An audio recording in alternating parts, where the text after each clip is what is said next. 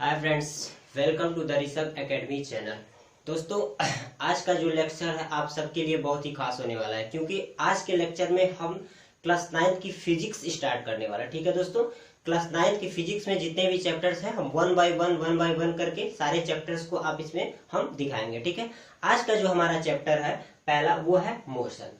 ये जो सारे टॉपिक्स लिखे गए हैं, इन सारे टॉपिक्स पर आज डिस्कशन होगा। तो 100% आपको गारंटी दिलाते हैं दोस्तों कि आप बस वीडियो के लास्ट तक बने रहिए, आपको हर एक टॉपिक अच्छे से समझाएंगे, अच्छे से एक्सप्लेन करेंगे।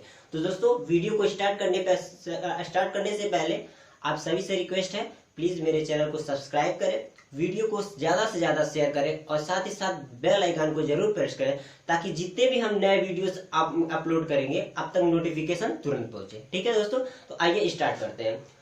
तो सबसे पहला हमारा चैप्टर जो है वो है मोशन। ठीक है, इसमें देखा सीबीएसई, यूपी, आईसीएसई, मतलब इन सारे बुक्स का कॉम्बिनेशन करके हमने ये वीडियो तैयार किया है।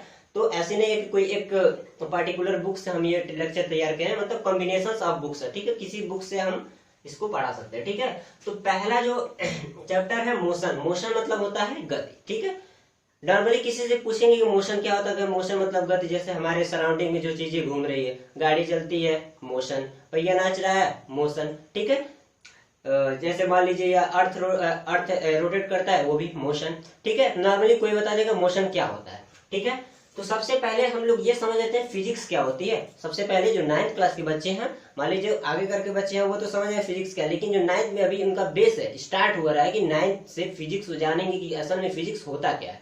ठीक है, तो फिजिक्स जो है एक ब्रांच है साइंस का, एक विज्ञान का एक शाखा है। ठीक है, physics is a branch of science in which we study with the nature, deals with the nature. मतलब जो है फिजिक्स में ऐसा एक साइंस ब्रांच है साइंस का, जिसमें हम क्या है, नेचर के साथ डील करते हैं। मतलब हमारे सराउंडिंग में क्या चल रहा है, ठीक है, हमारे सराउंडिंग में क्या चल रहा है, क्या नहीं चल रहा है, ये सारा सब कुछ फिजिक्स में ही है। ठीक है, ध्यान से अगर देखा जाए तो सब कुछ फिजिक्स में ही है। जो भी हमारे सराउंडिंग में हो रहा है, उन्हीं सारी चीजों को हम फिजिक्स में पढ़ते हैं। ठीक है, पहला क्लियर हुआ। अब दूसरी बात आती है फिजिकल क्वांटिटी की। फिजिकल क्वांटिटी असल में होता क्या है? तो फिजिकल क्वांटिटी वो क्वांटिटी है दैट कैन बी मेजर्ड, जिसे हम माप सके।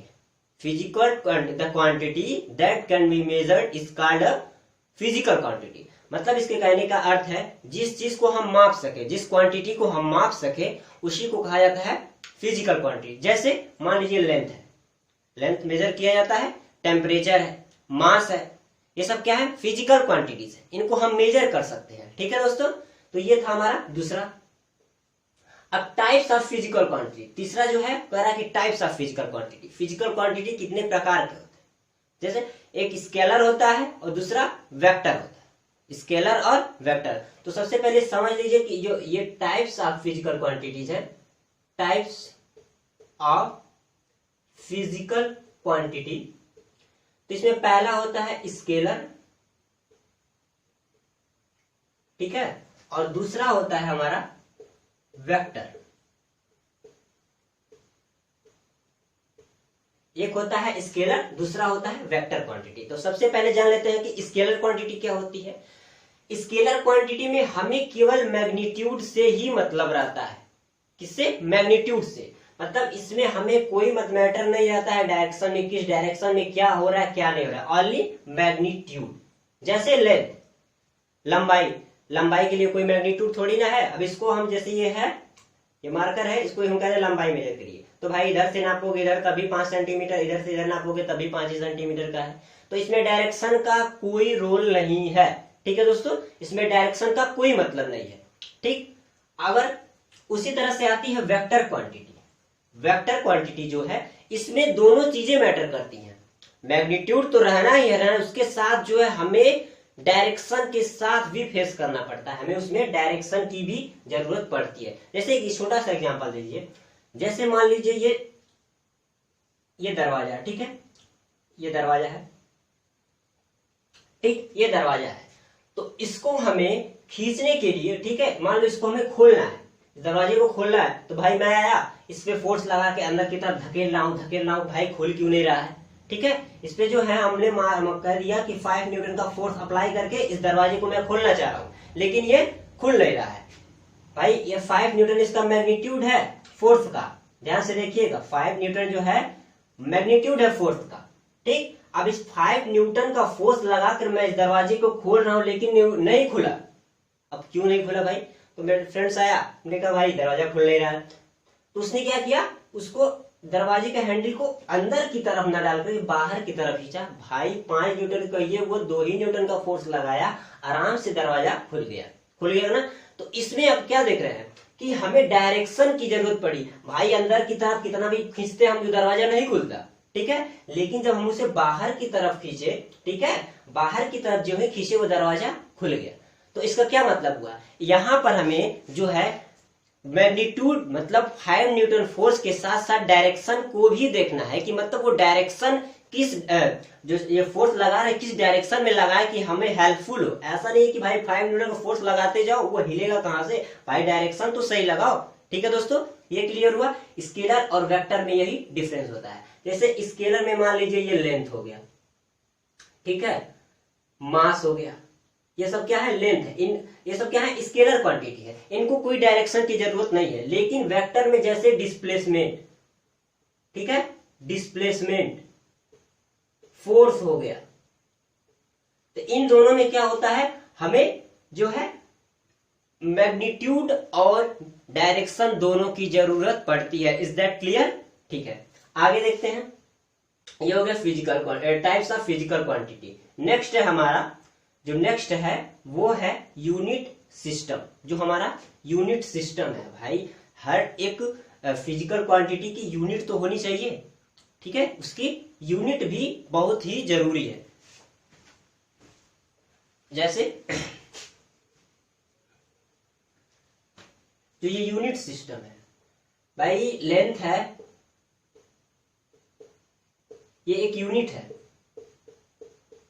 लेंथ जो है एक यूनिट है। अगर हम किसी चीज को मेजर करना चाह रहे हैं, जैसे ये है, जैसे मान लीजिए ये स्केल है, हाँ ठीक है, सॉरी मार्कर है, तो मार्कर को हम कह रहे हैं कि ये 5 है। क्या 5 है भाई? 5 मीटर है कि 5 किलोग्राम है कि 5 पाउंड है, क्या चीज है ये भाई? स्टैंडर्ड यूनिट तो उसकी पता होनी चाहिए कि मतलब इसको हम किस चीज में माप रहे हैं। तो सबसे जरूरी होता है यूनिट भी। इस फिजिक्स को पढ़ने के लिए यूनिट का भी बहुत ही इंपॉर्टेंट रोल है।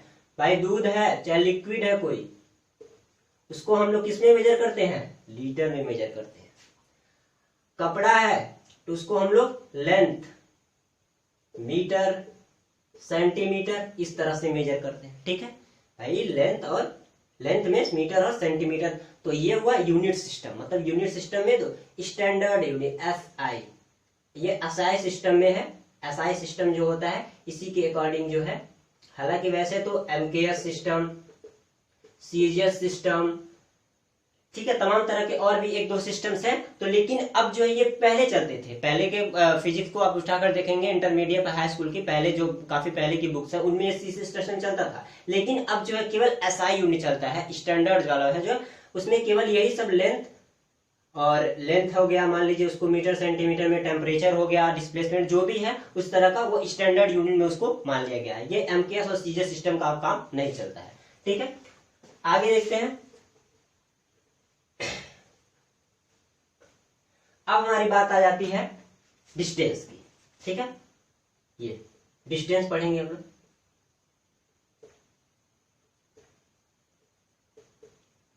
ये हो गया डिस्टेंस। तो डिस्टेंस क्या होता है भाई? मोशन। ये डिस्टेंस हुआ सबसे। डिस्टेंस को जानने से पहले हम एक बात जान लें कि मोशन होता है the phenomena of change of position of an object. मतलब किसी ऑब्जेक्ट का अगर पोजीशन चेंज हो रहा है तो इस फेनोमेना को हम लोग कहते हैं मोशन, मतलब गति, ठीक है। The phenomena of change of position of an object, मतलब ये कोई ऑब्जेक्ट यहां पर स्टैटिक कंडीशन में था, यहां से अपने स्थिति स्थान यहां बदली, ये ठीक है, यहां से यहां तक आया, तो इसका पोजीशन जो है चेंज हुआ। इसका पोजीशन क्या हुआ? चेंज हुआ। तो जो पोजीशन चेंज होने का फेनोमेना है उसी को कहा जाता है मोशन, ठीक है। ठीक है, अब डिस्टेंस क्या होता है?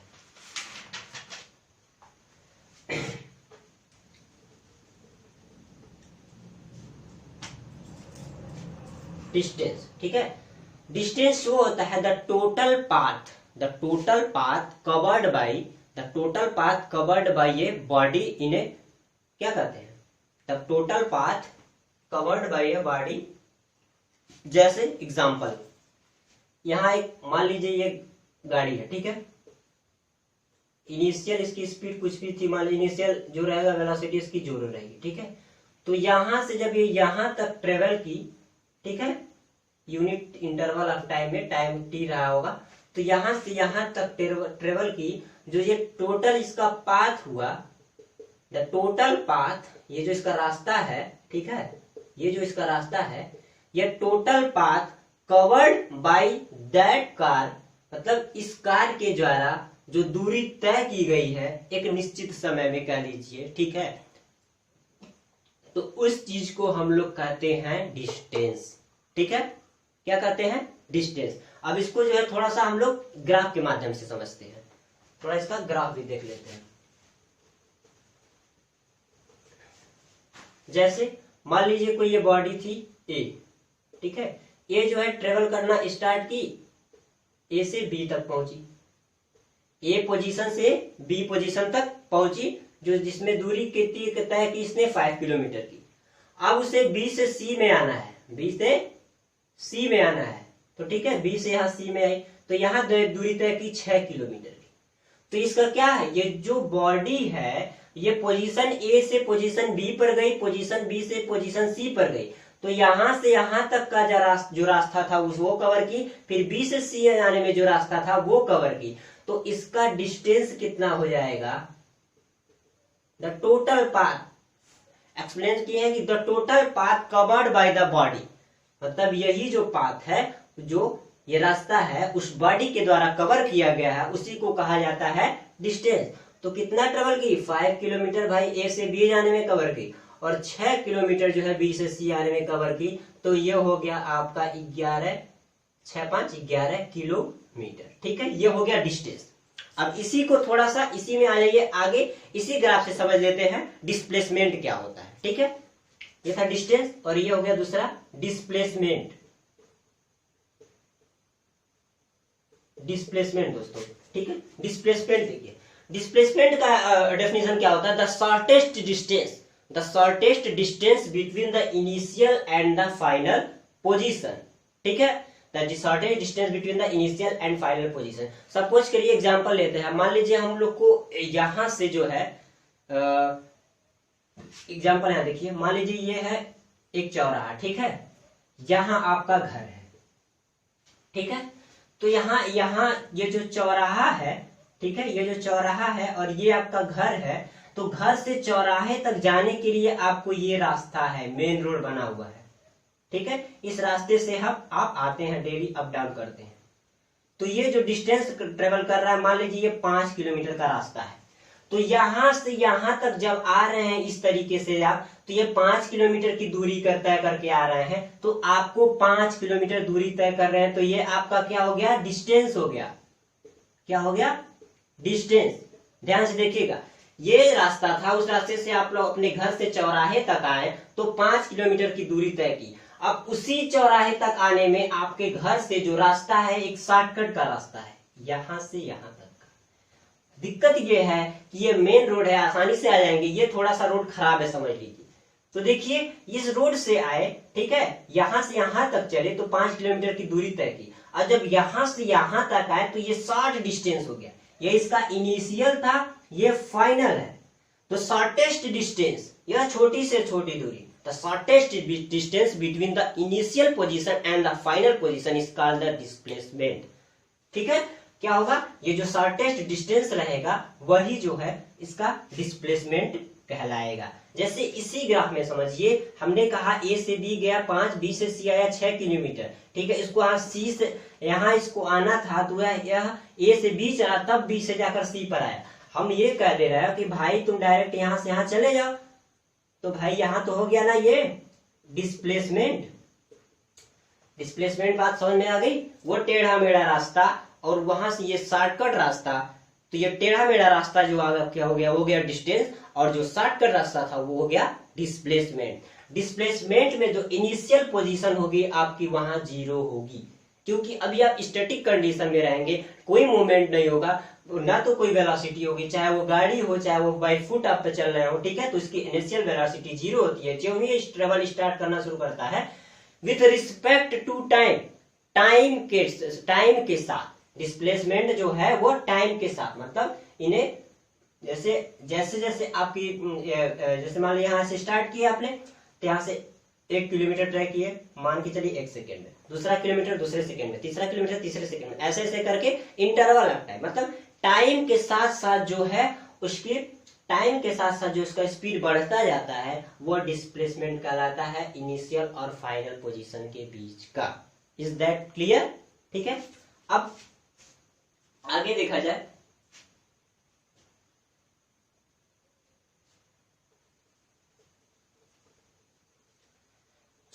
डिस्प्लेसमेंट में ये ध्यान रखिएगा, अलोंग विथ टाइम है, डिस्टेंस में तो नहीं, लेकिन डिस्प्लेसमेंट जब होगा अलोंग विथ टाइम, टाइम के साथ, टाइम के साथ जो है वो जितनी दूरी तय करेगी इनिशियल से फाइनल तक का जो शॉर्टेस्ट डिस्टेंस रहेगा उसी को डिस्प्लेसमेंट कहते हैं। डिस्टेंस हो चाहे डिस्प्लेसमेंट हो, दोनों की दूरी, दोनों की जो यूनिट होगी वही एक ही होगी, ठीक है।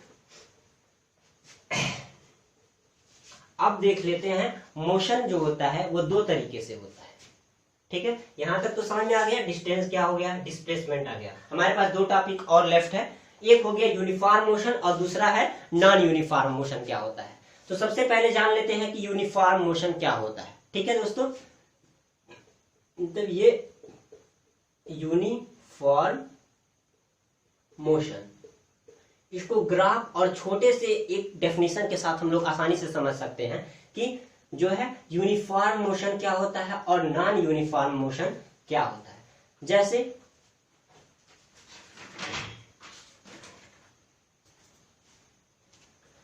कह रहा है कि एक बॉडी जो हम तभी कहते हैं कि वो यूनिफॉर्म मोशन में है जब वह बड़ा उतना ही दूरी तय करे एक निश्चित समय में। कह रहा है कि डेफिनेशन में कि it travel equal distance in equal interval of time, मतलब a body when travels in equal distance, when a body travel equal distance in equal interval of time, ठीक है। तो उस बॉडी को हम लोग कहेंगे कि वो यूनिफॉर्म मोशन में है, मतलब जो है समय के साथ साथ उसकी दूरी उसी हिसाब से बराबर, जितना समय उतनी दूरी, जितना समय उतनी दूरी, इस हिसाब से जब कोई बॉडी मूव करती है तो उसको यूनिफॉर्म मोशन कहा जाता है, ठीक है। और जैसे इसका ग्राफ देख लीजिए, वाई एक्सिस, एक्स एक्सिस, ये हो गया डिस्टेंस, ये हो गया टाइम, डिस्टेंस टाइम ग्राफ है, ये हो गया इसका ये ग्राफ, ठीक है। यहां मान लीजिए ये है, इसको कहा जाएगा यूनिफॉर्म मोशन। भाई टाइम यहाँ 2 सेकेंड था, 3 सेकेंड, चाहे 2 मिनट, 3 मिनट, 4 मिनट, चाहे 4 घंटा, 3 घंटा, 2 घंटा, यहाँ 5 किलोमीटर, 10 किलोमीटर, 15 किलोमीटर, मतलब जैसे जैसे टाइम बढ़ता जाएगा उसी तरह से ये दूरी भी बढ़ती जाएगी, ठीक है भाई। 2 घंटे में 5, 3 घंटे में 10, 4 घंटे में 15। तो क्या देख रहे हैं आप लोग, मतलब समय के साथ साथ दूरी भी बढ़ रही है ना, तो इस तरह के मोशन को कहा जाता है यूनिफॉर्म मोशन। क्लियर? दूसरा आते हैं non uniform motion. Non uniform motion first just उसका अपोजिट है, इसका ग्राफ भी समझ लेते हैं, कुछ इस तरह का है।